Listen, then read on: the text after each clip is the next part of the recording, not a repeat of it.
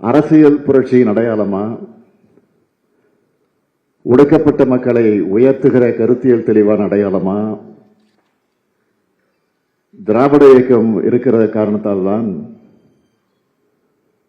ஆதிக்கவாதிகளுக்கும் அவங்களுக்கு அடிமை சேரகம் செய்யக்கூடியவங்களுக்கும் திராவிடம் என்றாலும் திராவிட இயக்கங்கள் என்றாலும் திராவிட முன்னேற்ற கழகம் என்றாலும் கசக்கு ரொம்ப எரியுது.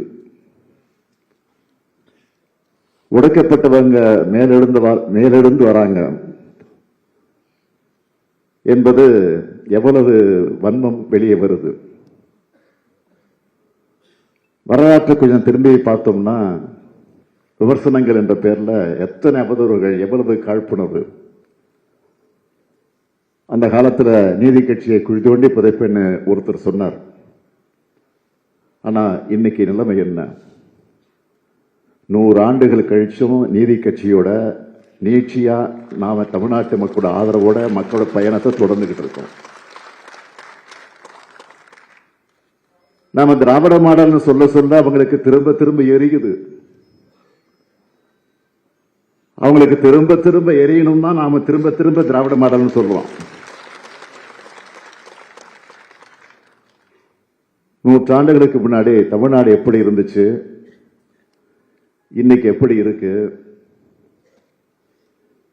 இதே காலகட்டத்தில் நம்மளோட பிற மாநிலங்கள் அடைந்திருக்கக்கூடிய சமூக வளர்ச்சி, பொருளாதார வளர்ச்சி, உட்கட்டமைப்பு வளர்ச்சி என்ன? மற்ற எல்லாரையும் விட எல்லா வகையிலும் நாம 20 ஆண்டுகளுக்கு முன்னோக்கி பயணிச்சுட்டு இருக்கோம். கண்கூடா தெரிகிற இந்த உண்மைகளை கூட மறைக்கலாம்னு நினைச்சு சிலர் என்ன கேட்கிறாங்க, திராவிடம் என்ன செஞ்சது,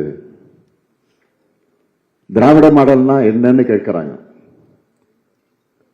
அவங்களுக்கெல்லாம் பதில் சொல்லுகிற வகையில இந்த புத்தகங்களை எழுதியிருக்கிறார் நம்முடைய அருமை சகோதரர் திருமாவேலன் அவர்கள்.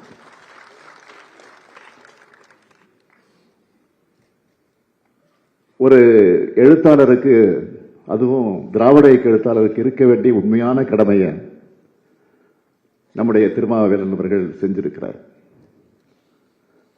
2002 இவர் எழுதின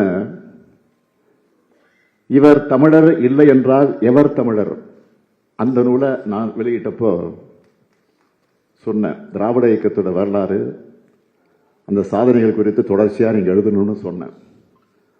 அந்த கடமையை செஞ்சிருக்கக்கூடியவருக்கு என்னுடைய மனதார பாராட்டுக்கள், வாழ்த்துக்கள்.